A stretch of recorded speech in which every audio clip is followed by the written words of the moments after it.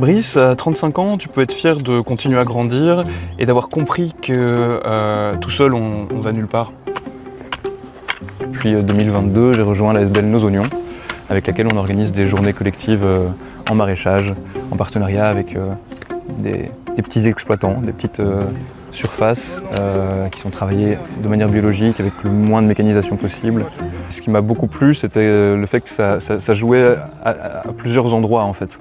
À la fois, ça c'était soutenir une certaine forme d'agriculture, pour aussi permettre l'accès à une alimentation de qualité.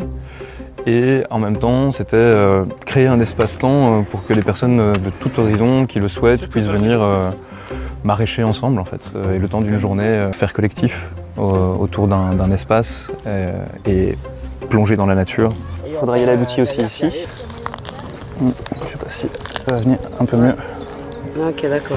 Par contre, cet outil-là il est un peu tordu. Quand on arrive dans la vie d'adulte, sans toutes les protections de l'enfance, c'est plus un peu le marche ou crève en vrai, et le chacun pour soi, qui sont valorisés finalement. Longtemps inconsciemment, mais depuis quelques années plutôt consciemment, je me suis opposé à ça.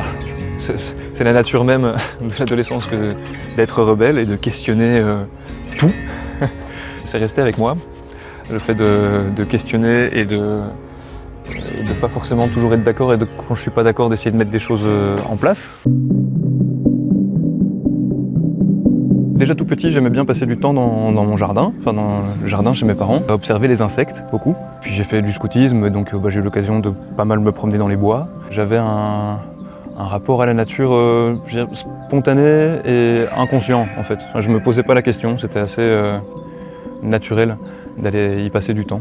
À l'adolescence, d'autres préoccupations. C'est plus tard que j'ai repris goût et intérêt pour la nature, pour la préservation de la nature, pour la biodiversité en général, enfin pour tout ce gros tout dont on fait partie en tant qu'humain. Et ça c'est plus, je dirais, vers l'époque du Covid, où j'ai commencé à reprendre conscience de l'importance en fait, de ce lien-là. Est-ce que je peux vous proposer un verre d'eau? Ouais? Merci. Avec plaisir. C'est important de ne pas oublier de s'hydrater. J'étais résolu à l'idée que travailler c'était une obligation.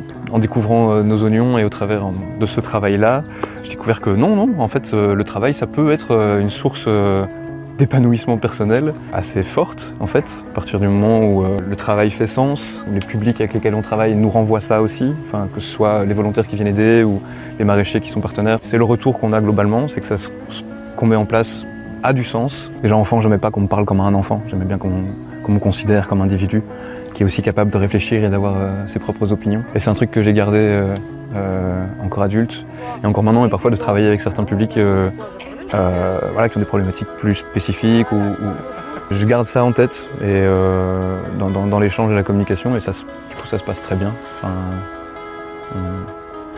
on est égaux quoi.